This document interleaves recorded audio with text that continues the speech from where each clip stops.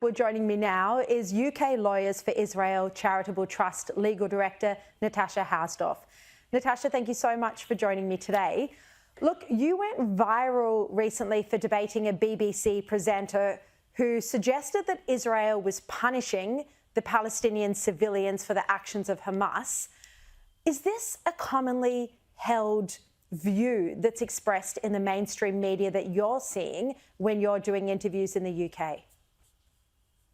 Well, good morning from London, Chair. It's very good to be with you. Unfortunately, very quickly after the massacre that we saw on the 7th of October, that narrative that Israel was breaking international law or committing war crimes or punishing ordinary Palestinians took hold, along with blatant misrepresentations of international law. So yes, unfortunately, it is being propagated throughout the coverage of the crisis that we're witnessing.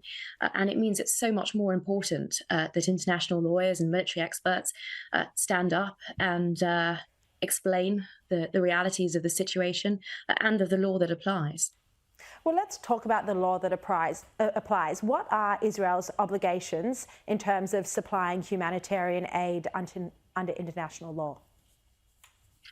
Well, the context of this is critical. And of course, since 2007, Israel has provided a part of the electricity supply, water supply, and ordinary foodstuffs, humanitarian aid through the Kerem Shalom crossing from Israel into Gaza.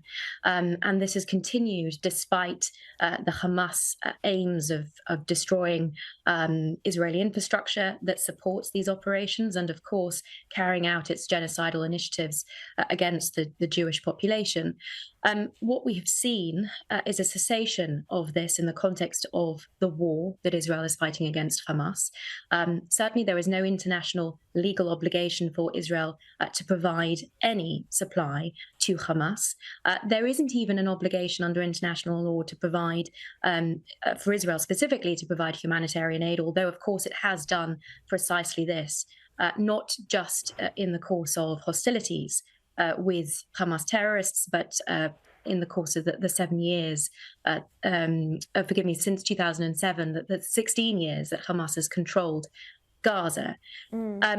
Israel's only obligation is to facilitate the provision of humanitarian aid by third parties, where, and this is a critical qualification, which is it seems always missed, where this aid will not be diverted to Hamas. That's plain under the Geneva Conventions. And of course, anyone who has followed the last 16 years of Hamas's control of Gaza know that that is impossible to guarantee. Nevertheless, in excess of its international obligations, Israel is, of course, facilitating the transfer of humanitarian aid from the Americans, from the British population, and international aid organizations also. And that is something that is set to continue. The difficulty here, putting aside the international obligations legally for a moment, is that, of course, Hamas has a documented history of diverting these supplies and of using it to bolster its terror infrastructure. Reports now that water and fuel exists aplenty in some parts of Gaza, but it is being diverted by Hamas to facilitate its terror operations.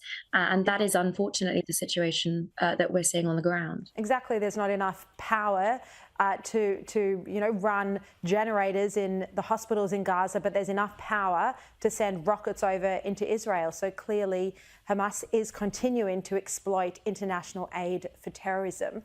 And Natasha, the ICC is investigating Israel for alleged war crimes. They claim they're independent and unbiased in their prosecution. What are your views?